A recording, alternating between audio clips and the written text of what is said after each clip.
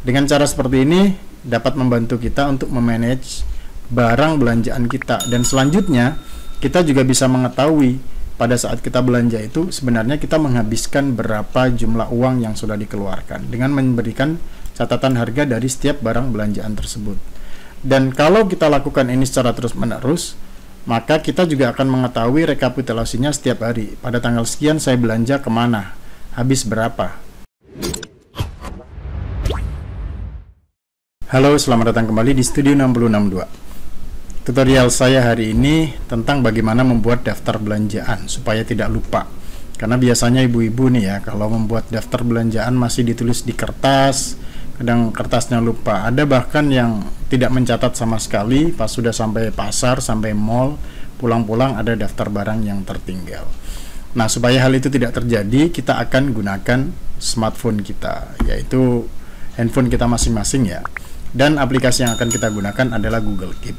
Sebenarnya banyak aplikasi bawaan dari setiap produk handphone, tapi saya sarankan Google Keep karena dia sudah tersinkronisasi dengan Gmail kita. Dan Gmail kita itu hampir digunakan di semua Android ya terutamanya. Handphone lain mungkin juga menggunakan.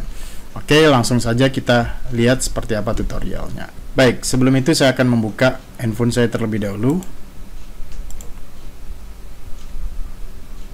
Oke, ini adalah tampilan handphone saya.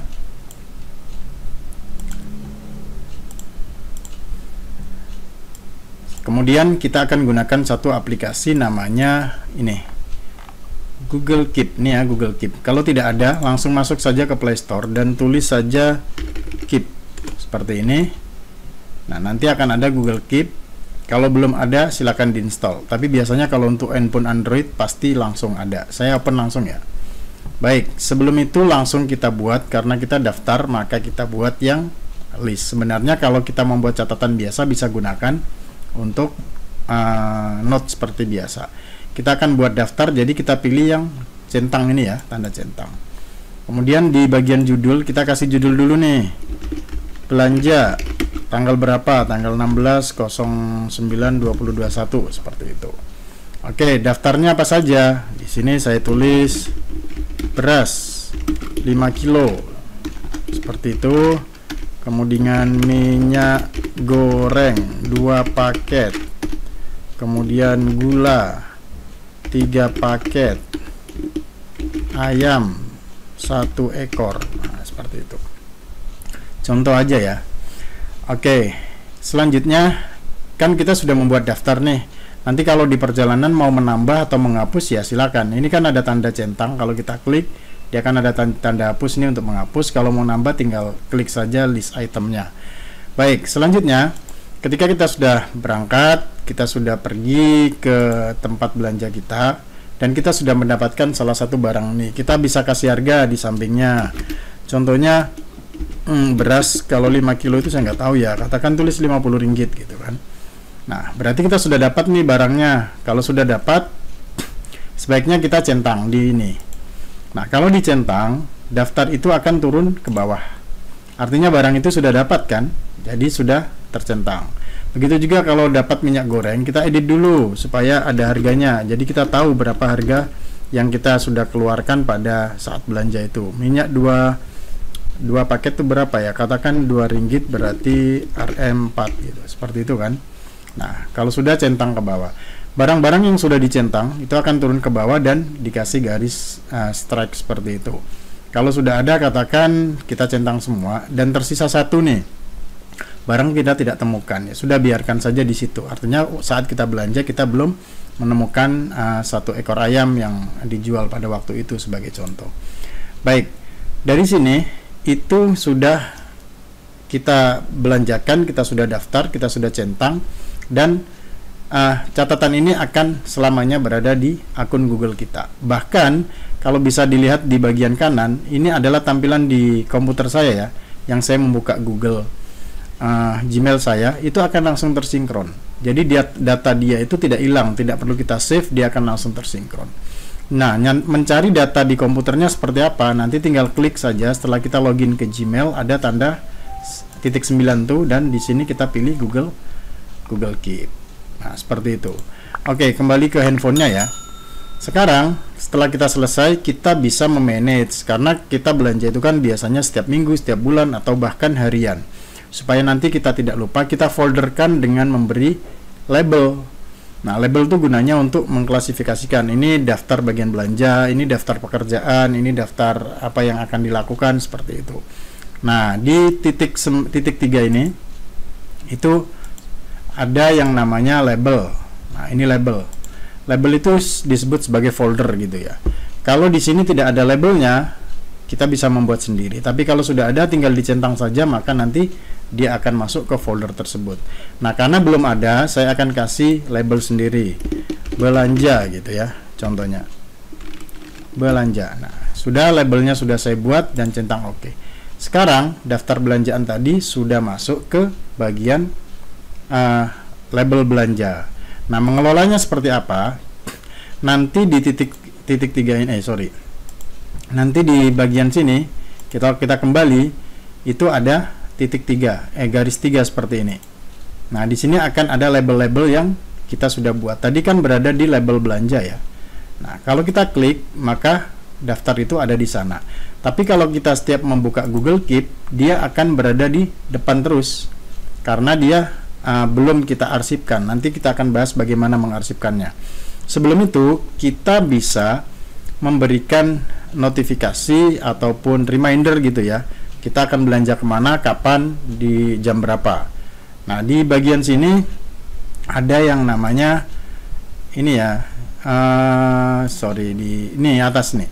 Di atas nih ada yang icon bell itu. Kalau kita klik, nah di sini kita bisa tentukan nih kapan. Nah, kita akan ambil dulu yang peak date time. Nah, di sini ini kan tanggal 16 sekarang. Jam berapa? Secara otomatis dia akan membaca jam saat ini. Tapi kita bisa memilih sendiri dengan cara pick a time. Contohnya pada hari ini nanti lepas maghrib gitu ya. Kita pilih AM atau PM. Saya pilih PM dan jam 8. Kemudian ini menitnya berapa? Jam 8 tepat contohnya kita berangkat. Oke. Nah, sudah. Bahkan kita juga bisa memilih kalau seandainya dia akan rutin dilakukan setiap minggu. Kita bisa pilih daily, weekly, monthly, dan yearly. Dan kita juga bisa tentukan di sini lokasinya. Kita bisa memilih dengan menyebutkan di edit lokasi ini dan kita tulis pasar apa gitu. Nanti akan sinkron secara otomatis. Oke, saya save. Nah, sekarang di sini nih sudah ada reminder. Nanti ketika pada jam segitu dia akan ada notifikasi bahwasanya kita harus berangkat belanja. Catatannya di sini adalah labelnya. Sekarang supaya kalau catatan kita itu biasanya banyak ya, di sini akan ada kotak-kotak banyak gitu kan. Nah, supaya ini menjadi yang utama akan kita kerjakan, kita bisa buka dan berikan tanda pin. Pin ini digunakan supaya dia memang adalah penting, jadi akan berada di atas terus. Selanjutnya kalau kita mau memberi warna supaya kita lebih alert, oh ini yang akan kita lakukan, kita bisa klik. Dan di sini ada pilihan backgroundnya. Kita mau pilih, ini kan putih ya, kita bisa pilih kuning, hijau, dan sebagainya. Katakanlah saya biarkan warna putih begitu saja. Oke. Selanjutnya saya katakan tadi, kalau di sini kita punya banyak barang belanjaan dan ini sudah dilakukan, saran saya sebaiknya diarsipkan supaya dia tidak tampil pada halaman depan, dan halaman depan dari Google Keep kita itu selalu bersih. Nah, caranya kita buka dulu, kemudian di sini ada arsip. Jadi kalau kita sudah habis belanja, kita bisa arsipkan. Tapi sebelum kita arsipkan, kita juga bisa menggunakan menu, yaitu kolaborasi. Kalau kita mau contohnya pergi belanja dengan seseorang. Nah, di sini ada menu kolaborator. Kolaborator ini digunakan untuk dengan siapa akan belanja, dan sama-sama nanti bisa mengedit kalau terlupa. Jadi saya masukkan email saja seperti ini.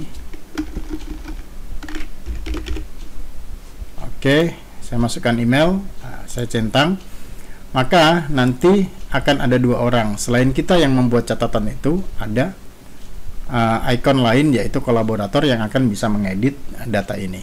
Seperti itu. Oke, yang terakhir kita bisa arsipkan apabila semua proses belanjaan sudah selesai. Kita arsip dengan memilih menu archive di sini.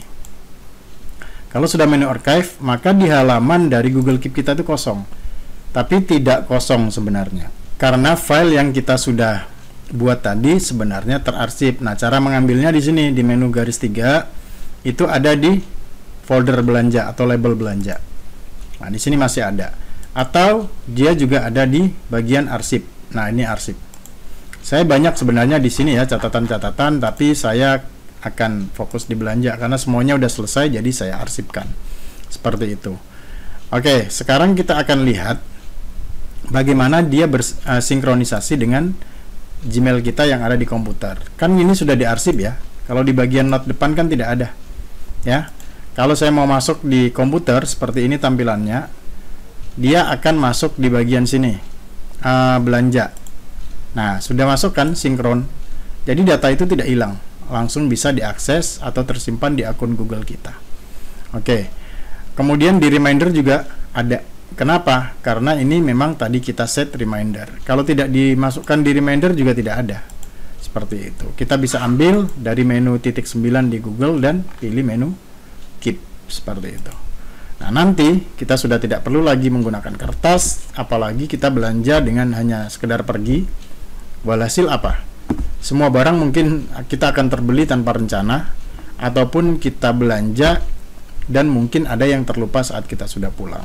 Dengan cara seperti ini dapat membantu kita untuk memanage barang belanjaan kita, dan selanjutnya kita juga bisa mengetahui pada saat kita belanja itu sebenarnya kita menghabiskan berapa jumlah uang yang sudah dikeluarkan dengan memberikan catatan harga dari setiap barang belanjaan tersebut. Dan kalau kita lakukan ini secara terus-menerus, maka kita juga akan mengetahui rekapitulasinya setiap hari. Pada tanggal sekian saya belanja kemana, habis berapa, ya, apa saja yang dibeli, apa saja yang tidak dapat dibeli, atau kemana, dengan siapa kolaborasinya, seperti itu, jam berapa. Jadi lengkap, tidak perlu kita menggunakan catatan di kertas lagi. Baik, seperti itu tutorial singkat saya pada hari ini. Mudah-mudahan dapat memberi manfaat dan bisa dipraktekkan untuk keperluan kita sehari-hari, terutama ibu-ibu ya. Demikian, terima kasih telah menonton dan terus mendukung channel ini dengan memberikan subscribe, like, dan komen, dan tentu saja dipersilakan untuk share jika bermanfaat. Selanjutnya, sampai bertemu lagi di video saya berikutnya. Sampai jumpa lagi, bye-bye.